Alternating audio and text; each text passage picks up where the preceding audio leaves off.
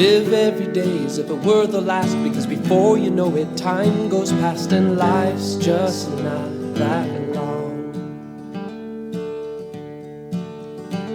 Tell all you love that you love them so, because even if you do, they might not know, and one day we'll all be gone. I would be ashamed as hell to watch football, boxing, mixed martial arts, and all violent sports. The donated brains of 110 out of 111 dead former NFL players had serious brain disease. I repeat, the donated brains of 110 out of 111 dead former NFL players had serious brain disease. Many football players suffer concussions. Concussions cause severe headaches, Alzheimer's, depression. Concussions cause alcoholism, other drug addictions, violence toward family and friends, or suicide. Why do many mothers and fathers watch and cheer as their son bruises and bloodies another man in football or in boxing? Why are millions of parents proud of their sons severely injuring other men for money and fame? Why cheer pain and violence between men? Why do many parents far better accept their sons boxing, football playing, or being soldiers in war than their sons giving and receiving affectionate sexual pleasure in making love with men? Is this world the lunatic asylum of the universe?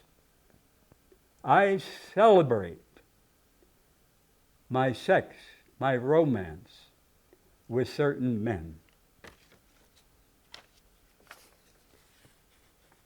One of the worst evil sentences in the Bible, Proverbs 13:24, he who spares the rod hates his son.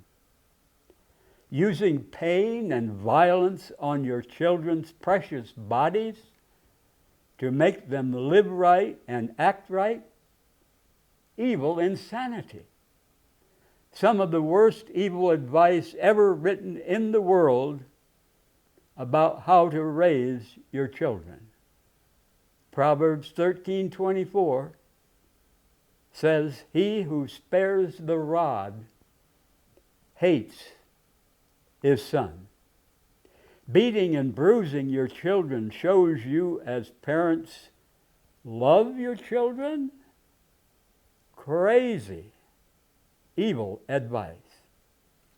How many white cops, how many black cops, how many brown cops who beat and murder people were beaten as kids by church-going parents who believed that damn evil sentence in the Bible, he who spares the rod hates his son. How many people in prison for murder were brutally beaten by their parents?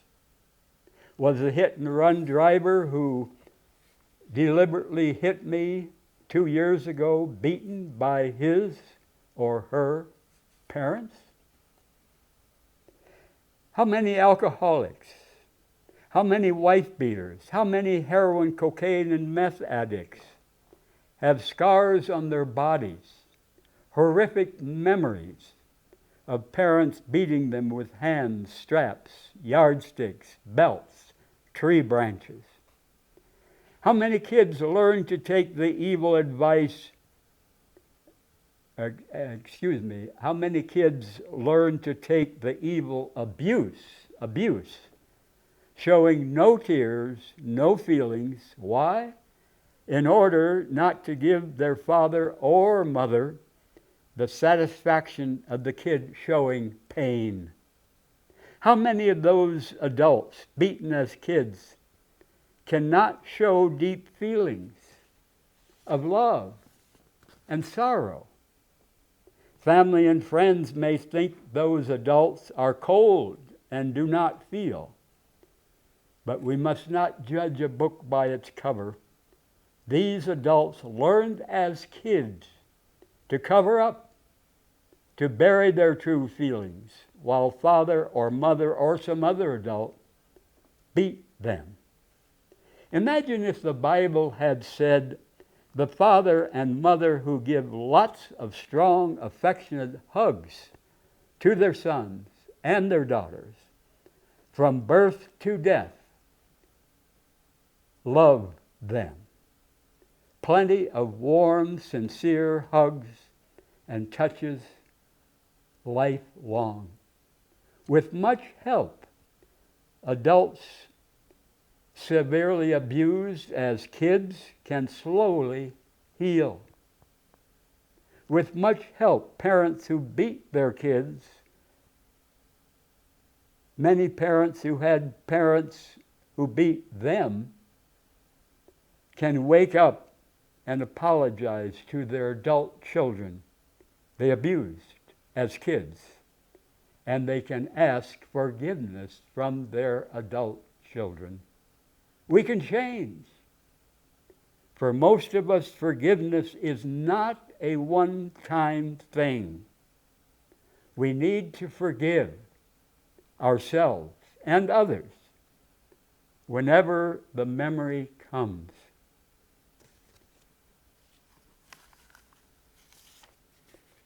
The Roman Catholic Church has raped priests of a healthy sex life, poisoning them with the damn lie that the more spiritual the priests are, the less they will need and want passionate sex and romance.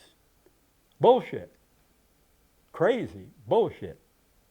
Many priests who vow never to have sex with anyone chain smoke, hog down junk food, become alcoholics. Many priests who vow never to have sex with anyone become addicted to money and expensive stuff no one needs. Many priests who vow never to have sex with anyone live a double life or do not open their lives and feelings to most people. In 1870, 155 years ago, Julia Ward Howe, for Mother's Day, urged all women to damn war. Julia Ward Howe urged mothers not to allow their sons to be trained to murder people in war in other nations.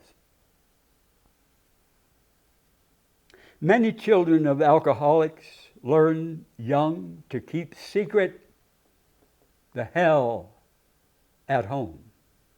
Many children of miserable marriages learn young to keep secret the hell at home. And many people carry many personal secrets to their graves. Why hide the precious? Why hide the painful? Our secrets make us sick. I want my friends to feel free, always, to tell anything about my life as long as it is true. When Secretary of State Alexander Haig, under Reagan, saw the protesters against U.S. nuclear weapons many years ago in New York City, he said, "Let them demonstrate all they want, as long as they pay their taxes." 1/3 to 1/2 of U.S. federal income tax pays for U.S. wars, past, present, and future wars, and for nuclear weapons. If your tax dollars burned homes and killed families on your street, would you pay those federal income tax dollars? Are our neighbors in other nations less human, less precious than neighbors on our street? I have paid no federal income tax for 46 years so far. Not one damn bloody penny for mass murder by this government. For many years, I've kept my income below the taxable level. I refuse to pay to murder moms, dads, kids in many nations. How much good is it to hope for peace if we pay for war? How much good is it to pray for peace if we pay for war? How much good is it to march for peace if we pay for war? U.S. Democrat President Harry S. Truman said, "Do not ever apologize for anything." What poison, evil garbage. The U.S. President Democrat Harry Truman said, "Do not apologize for anything." Truman ordered and celebrated the U.S. atomic bombing of Hiroshima, Japan, 80 years ago, August 6, 1945. And that atomic bombing of Hiroshima murdered 140,000 men, women, and kids. Talk about violent street gang members. Talk about the cartels of Mexico. Harry S. Truman, Democrat U.S. President, mass murderer, war criminal, said, "Do not ever apologize for anything."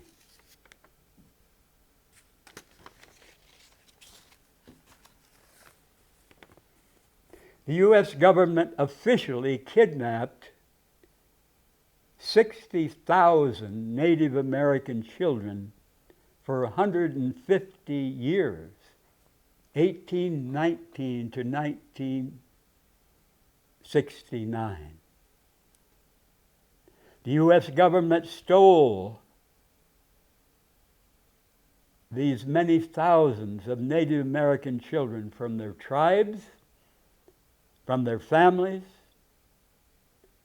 The U.S. government forced them to go to boarding schools to rob these children of their native languages, their native ways, their native cultures. How many of these children were beaten by the white people in charge? How many were raped? How many cried themselves to sleep, homesick for their mother and dad? How many of these Native American children in the boarding schools learned to hate themselves for not being white? How many of them ran away? How many of them never learned how to be a good father or a good mother to their own children? How many of these children later became addicted to booze and other drugs to forget the hell they suffered as children in those boarding schools? How many became mentally ill for the rest of their lives?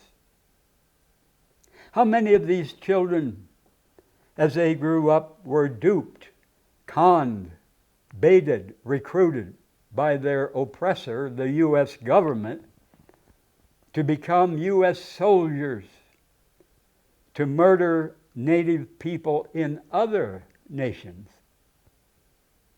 How many of these Native American soldiers had been soul poisoned as kids to believe the white people's God approved of U.S. wars in other nations?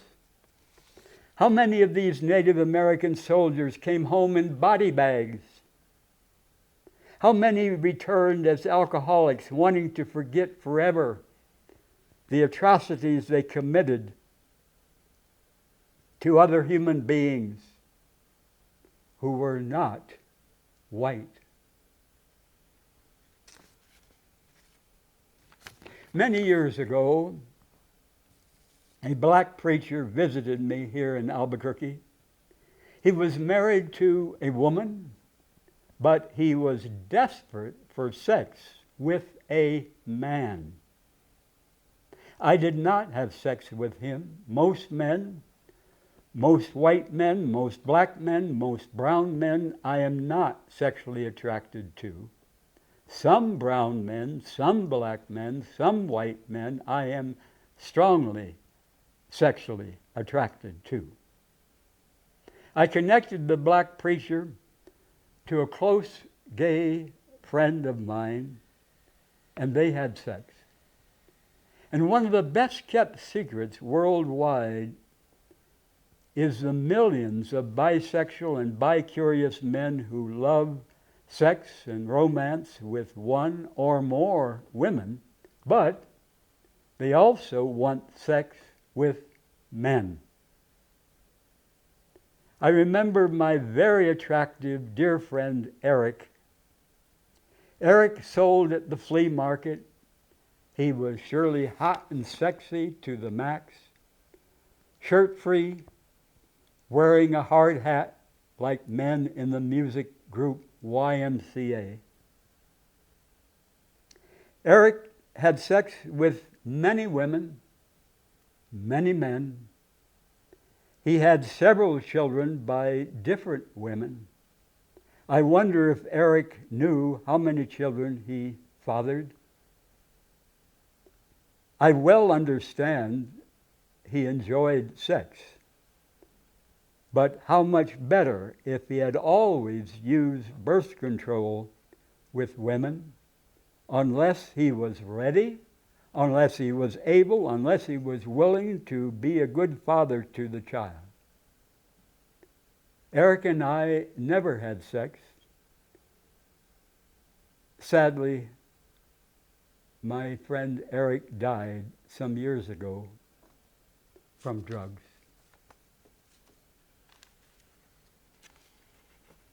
I condemn murders by violent gangs in the United States and by cartels in Mexico.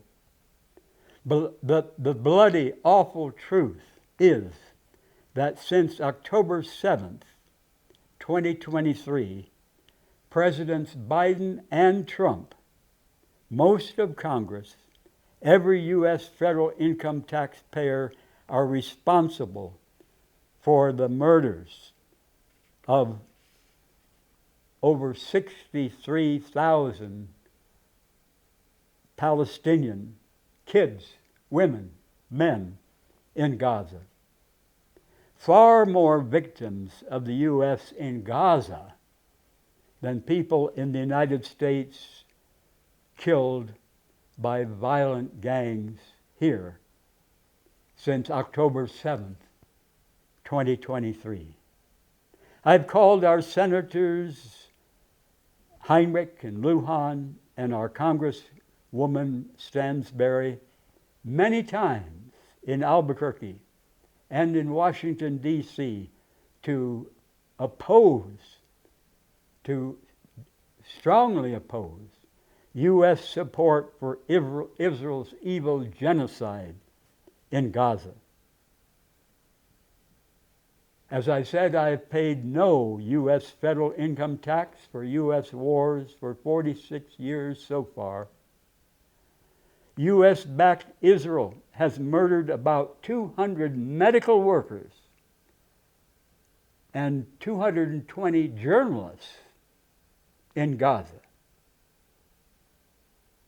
And thousands of bodies of Palestinian men, women, and kids lie rotting under the rubble of destroyed homes, schools, hospitals. Many thousands more than the over 63,000 known to be killed. Murdered by the Israeli government using billions of dollars of weapons. Biden and Trump gave Israel and the weapons from Germany and other nations. A Palestinian 5-year-old boy whose both hands were destroyed asked his father, "When I get big, will I grow hands?" Sadly, both Biden and Trump are war criminals with the blood on their hands of many thousands of Palestinian kids, women, and men. Many Palestinians have prayed desperately for help. Desperately prayed. But no God answers their prayers. I do not believe in a fair, loving parent God. Now, I wish we had a fair, loving parent God who would help all people, anywhere, who pray for help. But it just ain't true. Why swallow and spread religious lies and bullshit? My mother taught me to speak the truth, as painful as that truth can be. The Bible says God loves us. So why would God need Jesus to suffer a painful, excruciating murder in order to forgive us our sins? Would a loving mother, a loving father, need someone to suffer being murdered in order to forgive their son or daughter? Why did I swallow and preach this religious rubbish for years? Why?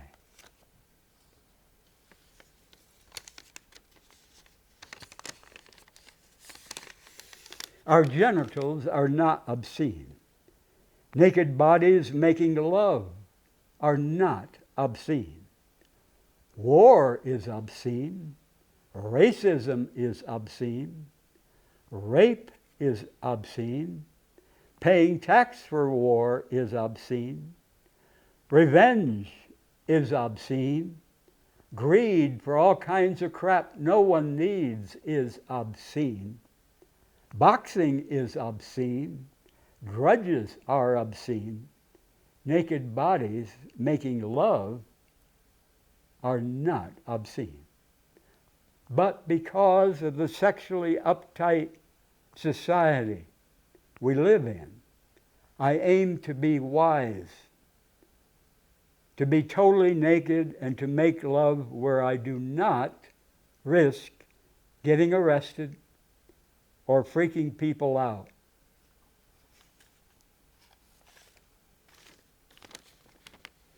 Marriage means promising each other to be in love and to make love with only each other until death do us part.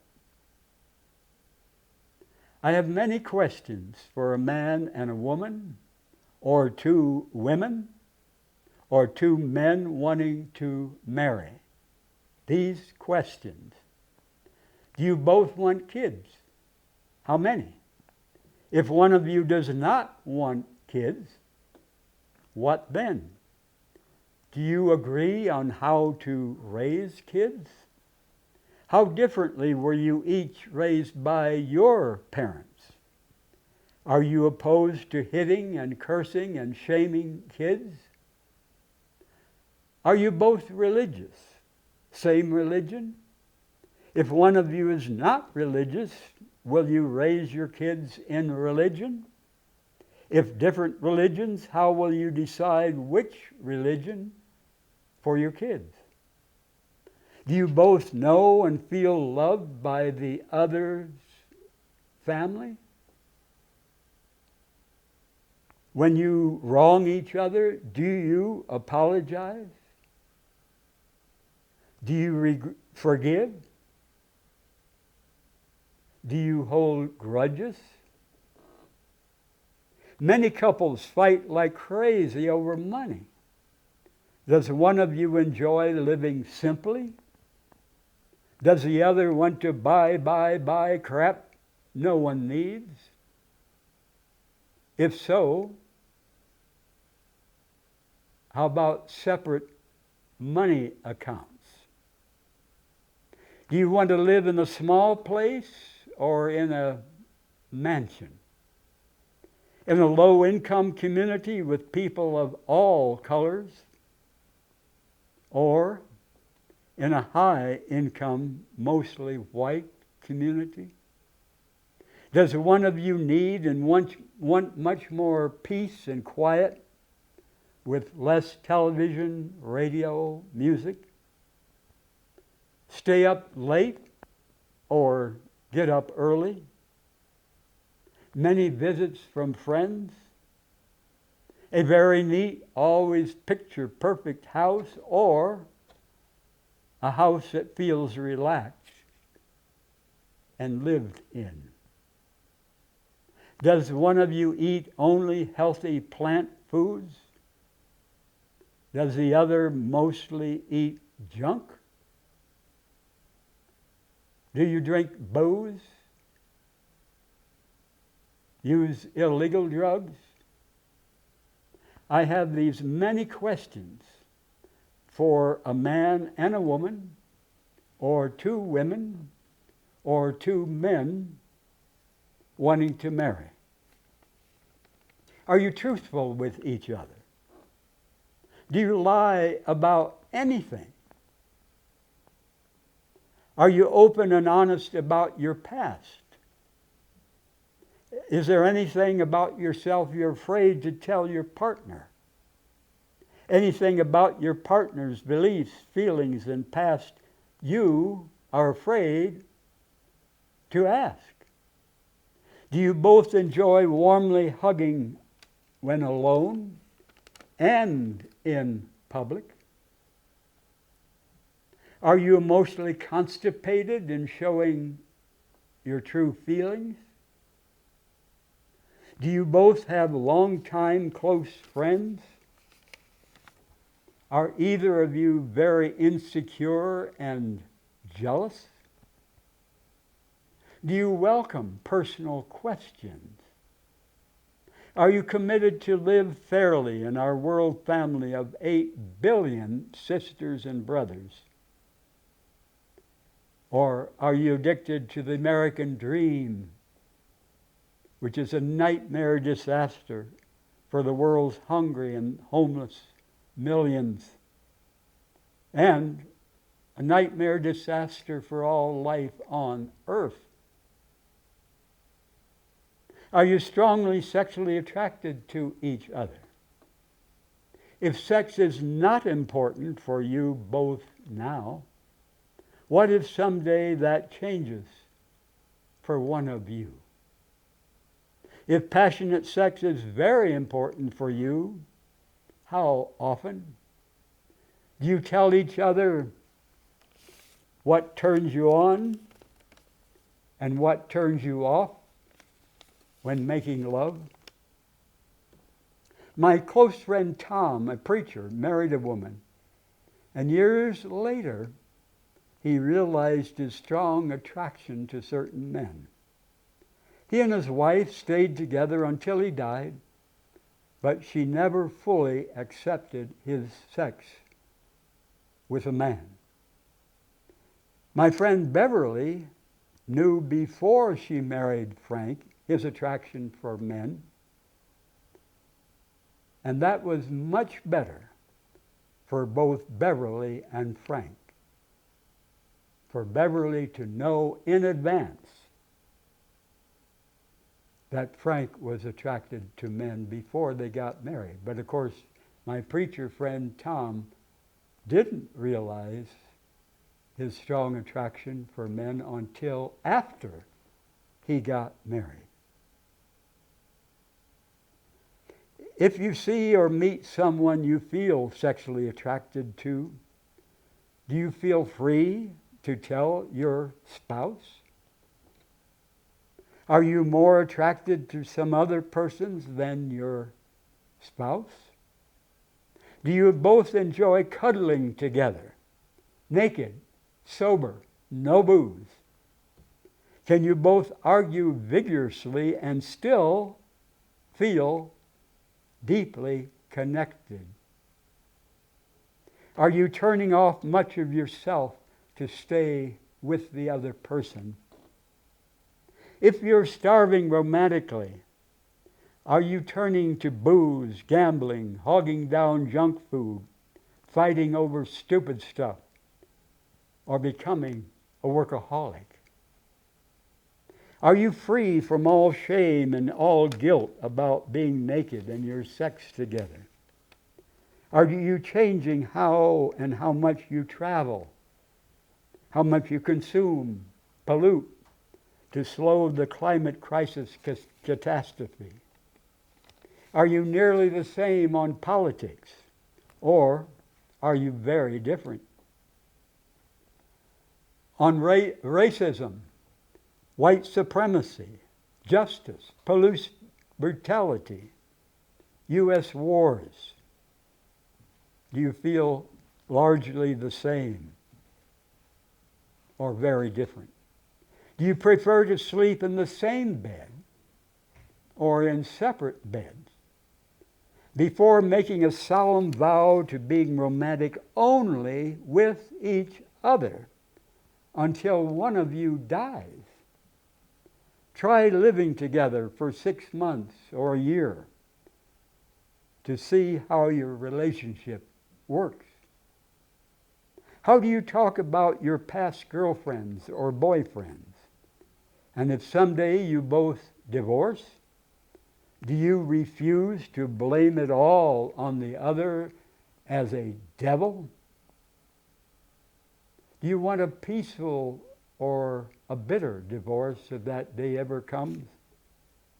If you become severely disabled with dementia or paralysis and much less capable of sex, do you want your partner to enjoy sex with someone else? I, Don Schrader, treasure hot, affectionate sex and passionate romance with certain lean, healthy men who have no shame, no guilt about sex with men. But I do not want to marry any man, no matter how attracted I am to him, no matter how much I'm in love with him. Why?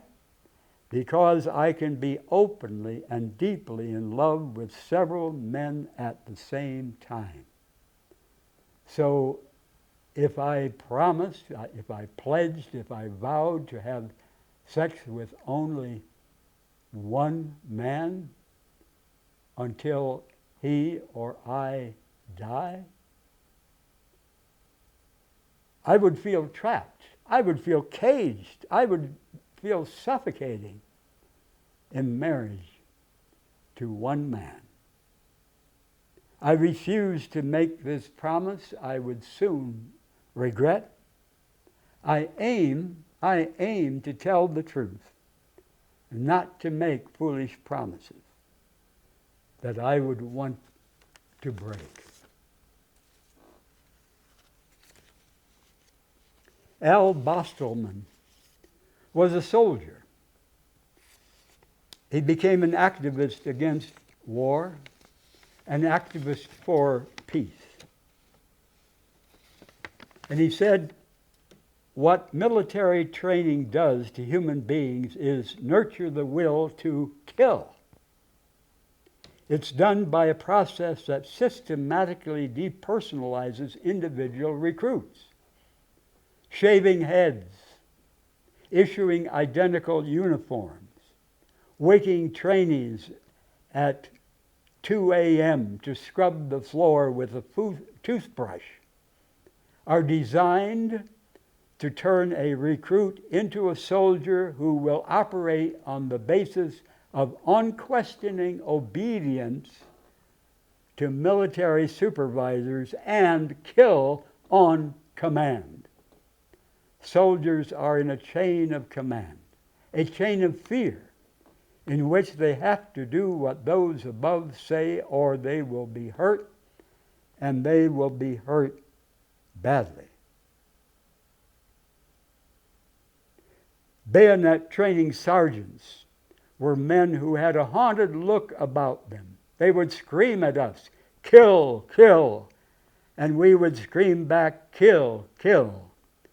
Send your enemy back home to his mama in a coffin, and we would cheer, "Yeah." We were encouraged to scream as if we were crazy while attacking human dummies. Make believe the dummy is your worst enemy, we were told. The purpose was to strike terror and make the enemy think we were a killing animal. Al Bostelman, who was a soldier and became an activist against war, an activist for peace, said, "What does it do to your soul when you kill another human?"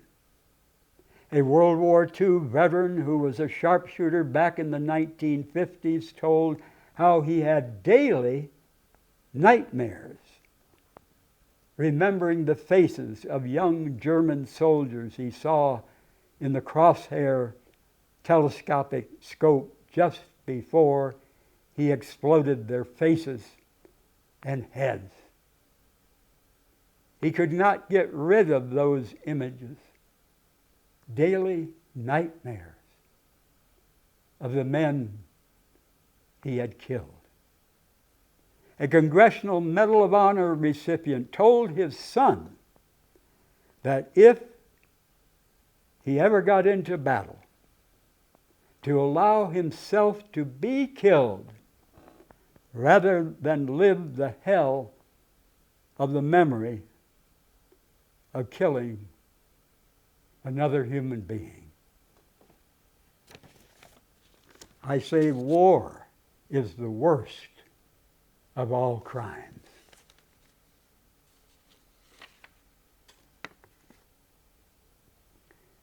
I recommend the book in our local library, In the Closet of the Vatican.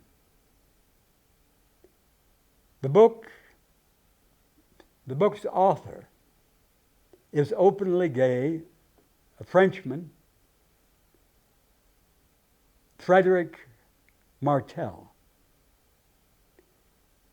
This book, In the Closet of the Vatican, has 550 pages. It was released in 2019, 6 years ago, in 8 languages and 20 nations at the same time. And the openly gay French author had done 1,500 interviews over 4 years in Italy and 30 other nations. He interviewed 41 cardinals, 52 bishops and monsignors, 11 Swiss guards, over 200 Catholic priests and seminarians, 45 apostolic nuncios and ambassadors. What did he find? The high percentage of gays in the priesthood. And many of these gay priests sadly live a double life of hypocrisy. In the pulpit, they condemn homosexuality, or at least they do not support LGBT persons in romance. But privately, many of these gay priests have sex with men themselves. Absolute soul-destroying hypocrisy.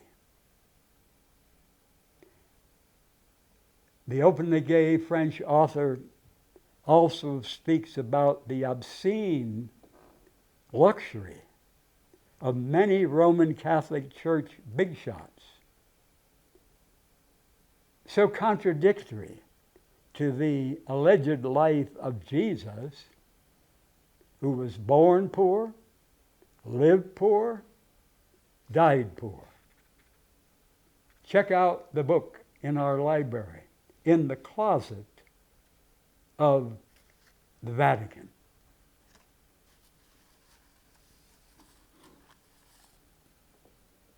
We need to move our bodies as much as we're able until the day we die. Too much sitting on our ass kills us. Too much sitting on our ass is as deadly as smoking cigarettes. And one of many reasons to get rid of fat is we can feel more like moving our bodies if we're not carrying many extra pounds. Gardening, daily chores in our homes. We need to keep moving our bodies as much as we're able until the day we die. Walking many blocks, especially on beautiful days. Bouncing or jumping on a small trampoline. Dancing alone or with a partner. At home or in public. We need to keep moving our bodies as much as we're able until the day we die. And men, be careful how you lift heavy stuff. Men, more than women, can develop hernias in our lower abdomens near our cocks. If we lift too much weight with our belly muscles, instead of mainly with our backs and legs. For many years, I had 2 small hernias, one on each side. And many years ago, I showed my hernias to a surgeon who visited me. And the surgeon said, if they do not bother you, leave them alone. And I was so glad to hear that, because I fear surgeries. I fear knives, needles. And since the surgeon saw my small hernias and said, if they do not bother you, leave them alone. A couple of years ago, one hernia became much larger. Fortunately, no pain yet. But who knows when I might have pain and end up with surgery. If we have hernias, very important, not to get constipated. Would we sign any legal papers if we did not read and understand all the small print in that document? And sadly, millions of people do not read the lists of ingredients in their processed crap food, in cans, bottles, packages, boxes. We're fools. We are fools if we trust those companies to protect our health. The companies spend millions of dollars to research which ingredients in their boxes, their cans, their packages, their bottles, which ingredients will addict us, which tastes will addict us. Our health be damned, because those companies want to make us junk food addicts to make millions of dollars from our awful addiction. I eat no processed junk food in bottles, in cans, in boxes, or packages. No processed junk food. I eat none of it. I want to stay as healthy as I can as long as I live. Now, of course, I'm going to die. We're all going to die. But why spend the last months, years, even decades suffering because we put the wrong fuel in our bodies? The list of ingredients starts with the biggest ingredient, and companies often use many different words on that list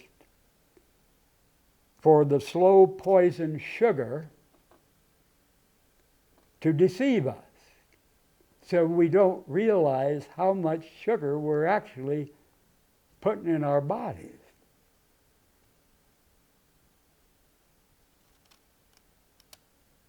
And added chemicals often have big names we do not understand on the labels. Sugar is the gateway drug to booze and to other street drugs. Sugar is slow poison. Sugar causes or worsens at least 50 bad health conditions.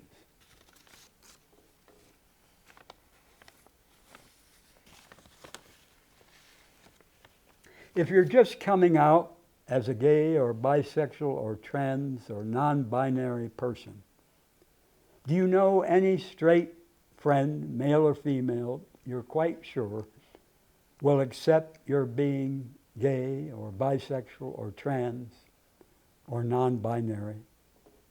If so, if you have a friend that will accept, tell that person. If you're living with your parents and you know they would reject you, you may need to wait until you move out to tell them. Search for gay, bi, and trans non-binary friends who will accept you. Search for straight friends who already have out gay, bi, or non-binary or trans friends. When our birth family rejects us for who we are, we need to form a new family while still keeping our heart open if someday some of our birth family open their hearts to us. It can happen, but it may take years. Sometimes it does happen. And when I told my friend Patty Quintana in the late 1970s that I am gay, she told me she knew from the first day she met me in 1970, years before. When I told my friend Lupi Olalde in the late 1970s I am gay, he told me he knew from the first day I met him in 1969. I never had sex with any male until late 1976. So my friends Patty Quintana and Lupe Olalde realized I was gay years before I ever had sex with any male. Often friends know someone is gay or bi or trans or non-binary years before that person knows or fully accepts who he or she or they are.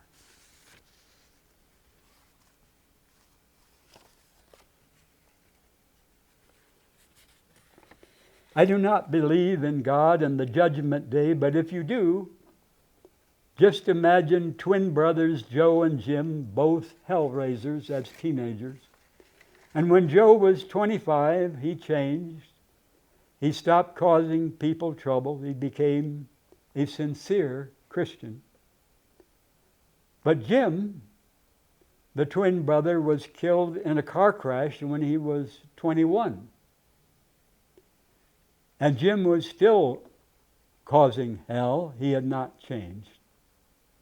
And so on the judgment day, as I say, I don't believe in God. I don't believe in a judgment day. But if you do, on the judgment day, God welcomes Joe into heaven, who had changed at 25, became a sincere Christian. But on the judgment day, God sends Jim to hell forever, no pardon, no parole. And Jim says to God, if I had not died in the car crash, if I had lived to 25 as my brother, I'm sure I would have changed and become a Christian. But because of a drunk driver hitting me, God, you're sending me to excruciating torture forever, no pardon, no parole, no chance to change. What crazy religious bullshit. Why do millions believe this crap? Why did I believe and preach this crap many years ago? In Matthew, Mark, Luke, and John, the Bible speaks of God as Father about 180 times. What kind of father, God, would sentence billions of people, or even one person, to excruciating torture forever in hell with no pardon, no parole, no opportunity to change? No loving human father would be that insanely cruel to any son, any daughter, no matter what evil they committed. Why do millions of sincere Christians today believe this religious rubbish? Why did I many years ago? When people believe in a cruel monster God that sentences people to hell, excruciating torture forever, no pardon, no parole, no opportunity to change, these people often become cruel themselves, spanking their kids, supporting executions, love having guns, supporting wars. Believers in an insanely cruel God often become cruel to other people right now. If I have sex with a man friend I'm strongly attracted to, I want our affectionate, passionate sex to bring us closer together as friends. A good memory for him, a good memory for me. But if the man has shame and guilt about sex with men, instead of bringing him and me closer, he may back off from me, ashamed of our sex together. And I would rather have his close friendship with no sex than any sex with him if our sex would make him think less of me or less of himself. Certain men I'm strongly attracted to, but as I said, I have no desire to get married to any man, no matter how much I love him, how strongly attracted I am to him. After first having sex with a man when I was 31, I had sex with many dozens of men in many places. I would be cruel and very unfair if I insisted any man have sex only with me. I refuse to let any man cage me, and so I refuse to cage any man. Most movies are an awful waste of time, talent, money. And even if movies have superb acting, well-designed sets, beautiful scenery, I refuse to watch most movies. Most movies are saturated with violence. They're shallow. Most movies are rotten, poison garbage. Nothing inspiring, nothing to help us live better lives. I want movies that touch me deeply to crying tears. And one movie I highly recommend is La Mission, starring Benjamin Bratt, B-R-A-T-T. The single father, Che, is an ex-convict, recovering alcoholic, single parent. Che lives for the love of his beloved son, Jesse. And when Che finds out that his son, Jesse, has been living a secret life in love, making love with a young man, Che becomes crazy and violent. And when a black woman Che has sex with strongly confronts Che about how wrong he is treating his beloved son, Jesse, Che slowly begins to wake up and to change. A long, painful journey to accept his beloved son, Jesse, being gay. I highly recommend this deeply moving, powerful movie, La Mission, starring Benjamin Bratt. It's on YouTube or available on DVD through our libraries. I thank very much Mark, Eddie, and Travis for helping me with this program tonight. And I invite you, if you want to stop me anytime you see me anywhere to talk. I love personal questions. And I love to hug men, women, all ages, all colors, all sizes, if you want my hugs. To your health, my fresh kiss. Tell all you love that you love them so, because even if you do, they might not know, and one day we'll all be gone. Taste the wind, don't let it blow on by. Sing songs of love, let the music get you high. And when it's said and done, you'll know the sun will shine on. And when it's said and done, you'll know the sun will shine on. And when it's said and done, you'll know the sun will shine